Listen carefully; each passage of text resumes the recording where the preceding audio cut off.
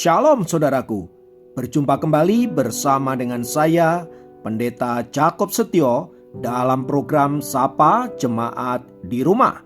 Mari kita masuk dalam hadirat Tuhan, kita berdoa, mohon penyertaan dan berkat Allah dicurahkan atas kita. Bapa, kami menyerahkan waktu renungan firman Tuhan kali ini ke dalam tangan kasih-Mu.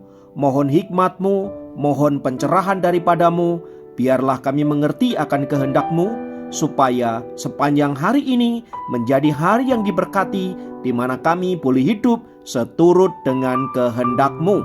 Berfirmanlah Tuhan, kami siap diberkati. Di dalam nama Yesus kami berdoa dan bersyukur kepadamu. Haleluya, amin. Firman Tuhan kali ini terambil dari 1 Korintus 9 ayat 26. 1 Korintus 9 ayat 26 berkata, "Sebab itu aku tidak berlari tanpa tujuan, dan aku bukan petinju yang sembarangan saja memukul." Saudaraku, Mike Tyson adalah salah satu petinju yang dapat saya katakan sebagai petinju terbesar sepanjang masa. Namanya dapat disejajarkan dengan Muhammad Ali, Josh Foreman, Ken Norton, Holyfield, dan lain sebagainya. Sebagai petinju hebat, ia dijuluki si leher beton atau disebut sebagai The Iron Man alias manusia besi. Julukan itu berkaitan dengan betapa hebatnya pukulan yang ia miliki, yang sanggup merobohkan lawan dalam satu kali pukulan. Namun demikian, dalam setiap pertandingan, ia tidak akan mengumbar tenaga atau energi sehingga terkuras habis di awal-awal pertandingan. Tenaganya disimpan begitu rupa dan baru dikeluarkan dengan sepenuh tenaga ketika ia mendapat kesempatan untuk memukul KO lawannya. Tampaknya Mike Tyson mengerti betul akan sebuah peribahasa yang mengatakan kekuatan yang sesungguhnya bukanlah dengan memukul sangat keras, melainkan tepat pada sasaran. Peribahasa ini tidak hanya berbicara di dalam arena pertandingan, tetapi juga berlaku di dalam seluruh aspek kehidupan kita. Sebab faktanya, betapa begitu banyak kita mengeluarkan energi sia-sia hanya untuk melakukan sesuatu yang sia-sia pula. Kita seringkali memaksakan diri dengan menghabiskan energi, pikiran, bahkan seluruh hidup kita untuk sesuatu yang seharusnya itu memang bukanlah milik kita. Tak heran karena hal itu, kita kemudian menjadi frustrasi dan hidup dalam kemarahan serta kepahitan yang kemudian membelenggu hidup kita.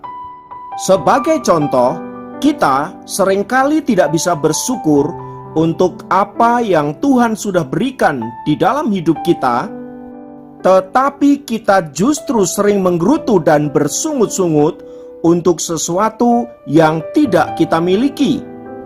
Itulah sebabnya kita seringkali tidak bisa melihat berkat Allah yang Tuhan sudah nyatakan di dalam kehidupan kita. Kita tidak bisa bersyukur untuk kesehatan kita, kita tidak bisa bersyukur untuk keluarga kita tidak bisa bersyukur untuk pekerjaan, untuk orang-orang baik yang ada di sekitar kita, dan hal-hal kecil yang mungkin Tuhan berikan kepada kita. Kita selalu memandang jauh ke depan, sesuatu yang besar, sesuatu yang kita impi-impikan, sesuatu yang kita harap-harapkan, yang semuanya itu belum tentu terjadi dalam hidup kita.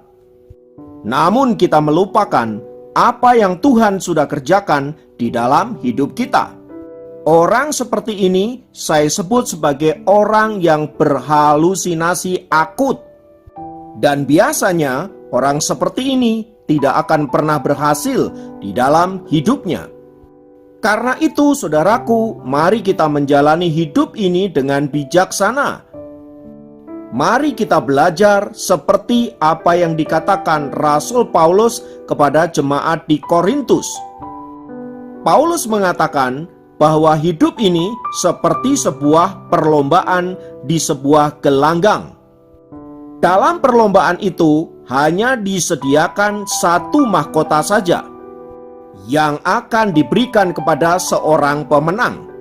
Oleh sebab itu, dalam perlombaan jangan sembarang berlomba, tetapi berlombalah dengan hikmat, berlombalah dengan cerdas. Sebagaimana Paulus katakan bahwa aku tidak sembarangan memukul. Itu artinya kita diajar untuk yang pertama menguasai diri dalam segala hal, terutama menguasai diri dalam hal emosi, agar kita bisa memenangkan pertandingan yang diselenggarakan. Sebab kemenangan yang sesungguhnya adalah ketika kita berhasil menguasai diri kita sendiri. Yang kedua adalah bagaimana kita berfokus kepada tujuan atau akhir dari pertandingan itu. Tujuan hidup kita adalah menyelesaikan seluruh pertandingan iman dengan baik agar kita sampai ke garis finish, yaitu kerajaan surga yang mulia. Oleh sebab itu, kerjakanlah pertandingan dengan baik dan benar. Ikutilah aturan pertandingan, fokuslah pada tujuan, dan jangan menghabiskan energimu untuk memperhatikan kanan kiri atau hal-hal lain yang bukan dari tujuan sebuah pertandingan. Supaya dengan begitu, seluruh energimu terpusat kepada tujuan ilahi. Dan yang ketiga, pastikan bahwa diri Anda adalah seorang pemenang, agar kita dapat menerima mahkota keabadian yang Tuhan sediakan bagi anak-anaknya yang berkemenangan di dalam pertandingan tersebut. Oleh sebab itu, agar kita berkemenangan, mari kita senantiasa mengandalkan Roh Kudus, karena Roh Kudus diberikan oleh Allah kepada orang-orang percaya agar kita dimampukan menjadi pemenang-pemenang di dalam Tuhan. Melalui pelajaran di atas, saudaraku, sebagai anak-anak Tuhan, mari kita belajar untuk senantiasa fokus kepada tujuan, menguasai diri dengan baik, jangan sembarangan memukul, atau jangan sembarangan menggunakan energi kita untuk melakukan sesuatu yang tidak ada hubungannya dengan kerajaan sorga. Supaya jangan engkau kehabisan energi hanya untuk mengurusin masalah-masalah duniawi yang pada akhirnya menjerat dirimu sendiri dan menjadikan engkau orang-orang yang kalah. Mari kuatkan dan teguhkan hatimu, jadilah pemenang-pemenang di dalam Tuhan, dan raihlah mahkota kehidupan yang Tuhan sediakan bagi saudara dan saya. Mari kita berdoa. Kami mengucap syukur untuk setiap hal yang Tuhan kerjakan dalam kehidupan kami, mengajar kami untuk senantiasa fokus kepada tujuan hidup kami, yaitu kerajaan surga yang mulia yang Tuhan sudah sediakan bagi setiap kami. Ajar kami juga agar di dalam menjalani kehidupan iman kami tidak menyimpang ke kanan dan ke kiri dan menghabiskan energi untuk hal-hal yang tidak berguna, melainkan mengarahkan seluruh kehidupan kami dan terfokus hanya untuk mempermuliakan nama-Mu saja.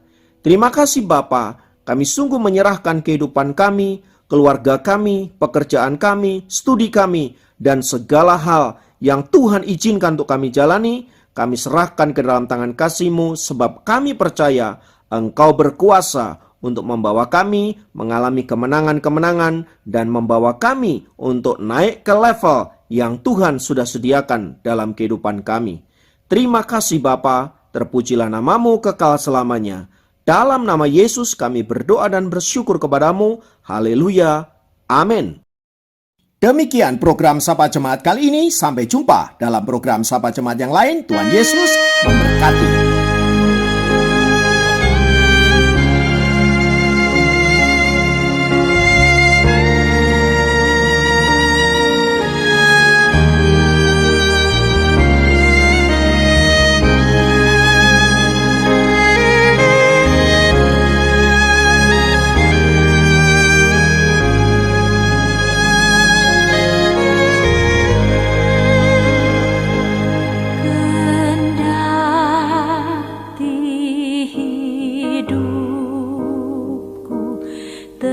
tentram.